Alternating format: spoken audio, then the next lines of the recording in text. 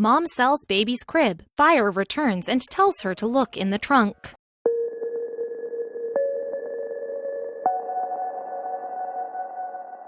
What did she find? Ricky watched while his wife inspected the crib he had bought. He thought that she was being too critical of his purchase, like always. Then he heard her let out a cry of terror that would fit right into a horror film. Ricky sprinted over to his wife to see what the matter was, but when he saw it, he could only see why she shrieked. He could feel his pulse start to race. Happy, to say the least. Valerie Smith was extremely happy when she found out that she was with child. Even though she wasn't with the father of the child anymore, she was still excited to find a new chapter in her life. But Valeria had no idea how her world would change soon enough. Selling a crib. A year after her pregnancy, Valerie needed money, and so she decided to clear out some of her clutter at the same time. She had a yard sale, and among the things she looked to sell, she noticed her crib in the corner of the room. She knew it was time to sell it. She posted an ad for it online and waited, but she had no idea that there was a detail about the crib that was truly horrifying. Buying a crib. In the same town, there was a carpenter by trade named Gerald Kumpula and his wife named Lorene. They noticed the ad for the crib and knew their granddaughter would need one for her pregnancy. It looked perfect, it was the right price, and it was a good and sturdy one. They thought it would be a bargain, but they didn't know what they were actually paying for. Getting it. The elderly couple decided it was perfect and called Valerie to arrange a pickup. They didn't want to wait and would pick it up as soon as possible. Valerie was very happy and told Gerald to come get it in his truck, but he didn't expect what would come next. What was wrong with it? When Gerald got there, he saw Valerie coming to greet him. She was dragging the crib along with her, and it looked in great order. Why was she selling it? He tried to be friendly and ask Valerie what her child's name was. She seemed to ignore the question. What was her problem? Avoiding the question, he asked her one more time what her child's name was. Maybe she didn't hear the first time. It's not like the question was a delicate one. She hesitated and then quickly said Noah. Gerald didn't really believe her. It was the way she looked down at the ground when she said it. No small talk. Gerald then smiled politely, but Valerie didn't say anything or smile back. She then asked him for the cash and told him to leave. Gerald didn't understand what her problem was, but he still wanted the crib, so he gave her the cash and then put it in his truck. He had no idea what discovery he'd soon make. Showing the wife. Gerald got back home and was excited. He was happy with it and hoped his granddaughter would be just as ecstatic. It was a great gift, but when Gerald's wife came over to inspect the crib, she cried out in terror. He couldn't believe his eyes. Gerald sprinted over to see what the matter was, but when he saw the problem, his heart jumped in his throat. He knew what his next move had to be. He loaded his truck in the crib and drove straight back to where he bought it. She would have to explain. Back at Valerie's. Gerald arrived at Valerie's home and knocked on the door. A few minutes later, she answered, looking confused as to what he was doing back. Then she saw her crib, the same crib she had sold to him just a few hours ago. "I know about Noah," Gerald said straight away. He could see the sadness in Valerie's eyes. It was at that moment that Valerie revealed the truth to Gerald, and he wasn't prepared for it. The truth. You see, when she was more than halfway through her pregnancy, Valerie had started to suffer from backache and stomach pains. At first, she brushed it off as just pregnancy symptoms, but as the weeks went by, she knew something was going on. And she was right. All week, I knew something was off, she recalled. I was very nervous. Hospital checkup. Determined to find out the truth, Valerie went over to the hospital for a checkup. While she was sitting in the waiting room, she had hundreds of questions flooding her mind. She took a deep breath before composing herself. "Everything is going to be okay," she said. But she was so wrong. Heartbroken, Valerie waited while the doctors conducted their scans and checks on her unborn baby, and she felt sick with nerves. She seriously hoped there was nothing wrong. And finally, the doctors had the results. The umbilical cord, doctors theorized, had become compressed in the womb, making it impossible for the necessary nutrients and oxygen to make it to the fetus. And unfortunately for Valerie, she had lost her baby. The reality. There was so much a parent has to process after learning that they won't be bringing their baby home with them. Not only did Valerie have the mental and emotional side effects of her loss to deal with, she also had to face up to the fact that her home's nursery wouldn't be used. For her, the implications of the empty nursery were just too much to deal with. How could she carry on? Valerie was devastated to hear the news. She so badly wanted it to be a nightmare that she was about to wake up from. But this was no nightmare. This was her reality. As the weeks passed, Valerie became a shell of herself. She was hardly eating and she didn't leave the house for weeks. Valerie could feel herself sinking further and further.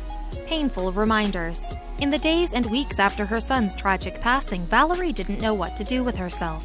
She was supposed to be having sleepless nights because her baby was keeping her up, not because her house was eerily silent. It didn't help that there were so many reminders of her child everywhere she looked. 11 months passed. But 11 months after her baby passed, Valerie knew she had to make a change. It was what her baby would have wanted. Valerie missed smiling and laughing. So first on her list was to have a yard sale and get rid of any unwanted items. She came across the crib she had bought for her baby and felt a lump in her throat. She knew she had to sell it. She didn't need it anymore, and perhaps somebody else did. Learning the truth. And that's when Gerald and his wife came across the crib advertisement online. Thinking about his own pregnant granddaughter, Gerald bought the crib. And it was only when he had taken the crib back to his home and his wife looked inside that he had learned all about Noah and Valerie's horrific nightmare. R.I.P. You see, when Gerald's wife looked inside the crib, she saw something that stopped her cold and made her scream. As soon as Gerald heard his wife, he came over to look at what the problem was. And then he saw it too. Scribbled onto the bottom of the crib was R.I.P. Noah, 2019 to 2020. Guilty. Straight away, Gerald felt heartbreak and devastation knowing the truth about this crib. He felt guilty for buying it off of Valerie, as it obviously meant something to her. So Gerald knew what he had to do to make things better. He got to work and completely transformed the crib into something spectacular. They understood. As parents to 15 children, Gerald and Lorene knew what a child meant to a young mother. And as grandparents who'd lost a grandchild, they knew at least partially what the loss of a child can do to a family. Gerald and Lorene agreed that the crib needed to return to Valerie. Still, Gerald knew it couldn't go back to her in its current form. He needed to work his craftsman's magic. Working some magic. Gerald brought the crib into his workshop. There, pieces of wood lay on the floor, half-finished benches lined the walls, and one of his more ambitious projects, an ATV made out of PVC pipes, sat amid a daydream-worthy tool collection. The retired grandfather started tinkering away at the little white crib, cutting and measuring the wood, hammering the nails, and mixing paint. When he finished, he knew that Valerie would be delighted. A memorial. With incredible handiwork, Gerald turned the crib once relegated to spend a lifetime in the corner of a dark garage into a bright, beautiful bench. A memorial for the beautiful life taken too soon. This, Gerald figured, was the perfect way to honor the boy he never knew. An unused crib is a sad reminder, he said. A bench is more of a memorial. It's part of a sad happening. Yet it's not a reminder like an empty crib would be. A transformation. Valerie offered Gerald money for his time, money for his work, money for being so kind in a sometimes painfully cruel world. He declined any payment. It's just nice to be able to do something for someone, he said. For most parents, welcoming a baby into the world is a true blessing. However, some people struggle to conceive or experience complications, like Valerie. Sometimes the services of a surrogate are called on, and for one woman, being a surrogate seemed like a great idea. However, this surrogacy quickly got messy, and for reasons that no one could have fathomed in their wildest dreams. A normal family. Jessica Allen was your average American woman. She was happily married with 2 beautiful children, but darkness loomed over the couple. They had recently moved into a new home. However, the house ended up costing a little bit more than the pair could afford. As such, Jessica made a drastic decision. One day, she saw an advert for people seeking a surrogate. When Jessica saw the compensation, she did not hesitate to call the couple. But this is where the drama began. A difficult decision. Being a surrogate mother can take a lot out of a woman emotionally. When Jessica made the call to become a surrogate, her family weren't sure of the choice. Her husband was unsure of whether she would be able to sever the emotional ties. However, Jessica reasoned that she was in sound enough headspace to deal with that when it happened, but she had no idea just how emotionally attached they'd both become to the baby. Hubby not happy. Wardell was not pleased with the developments, to say the least. Even though she swore not to get attached, he knew his wife. She loved their 2 children fiercely, and he worried about the bond that she would feel for another child. Furthermore, he was not too pleased about the fact that they could not consummate until after she was officially a pregnant surrogate. But when Jessica did fall pregnant, the first ultrasound visit left the whole family gobsmacked. And then there were 2. Jessica went for a routine check as per usual, but that day there were surprises waiting for her. As the doctor performed the ultrasound, he noticed something odd. He picked up on 2 little heartbeats, furiously fluttering away. When he told Jessica, her jaw nearly hit the floor. She walked out dazed. As she phoned the couple to let them know, she beamed with excitement. Bonding time is granted. The couple Jessica was caring for agreed to an hour's worth of bonding time post-birth. This would allow Jessica to properly say goodbye to the little lives that she had carried for 9 months.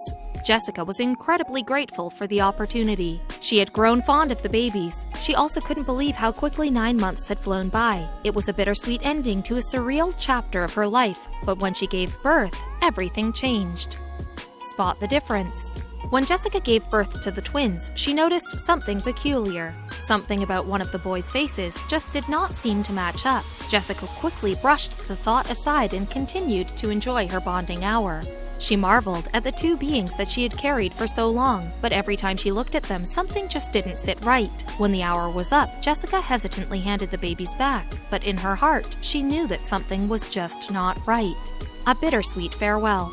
Against her better judgment, Jessica said farewell to the twins. This was difficult at first, but after a few days, things started to look up for her once more.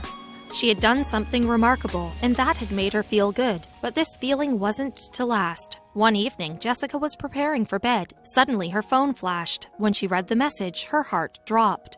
Concerns. The accusatory message was accompanied by a photograph. The more Jessica studied it, the more her fears bubbled to the surface. All in one sickening instant, the realization dawned on her. How had she not seen it before? What Jessica didn't know was that she was about to begin the battle of her life. Revelations.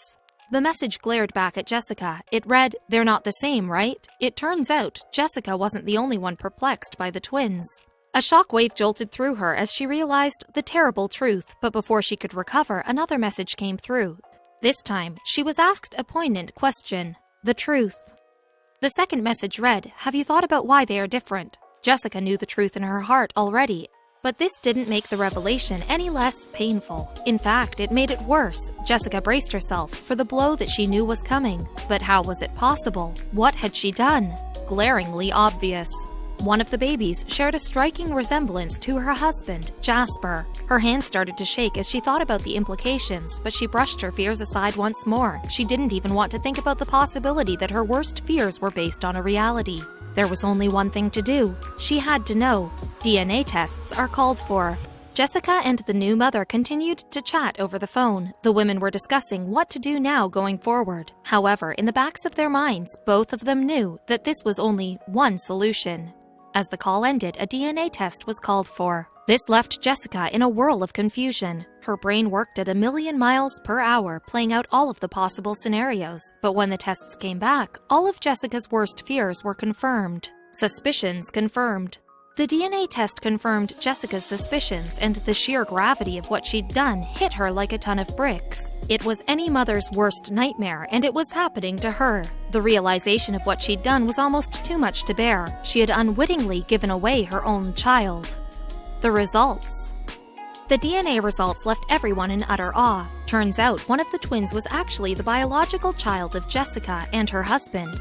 People could not have believed what they were told. The twins were a medical anomaly. Once the surrogate couple's embryo had been impregnated, Jessica continued to ovulate during pregnancy. As such, she and her husband were able to conceive while she was carrying. But this was where a ton of problems began to surface. Letting it sink in. At first, Jessica and her husband were overwhelmed with the news. They were already in a financial bind, but luckily the surrogacy money would tide them over. Then the excitement kicked in. They had a baby. But this was short-lived. The couple who had what they now knew was their own baby dropped some devastating news.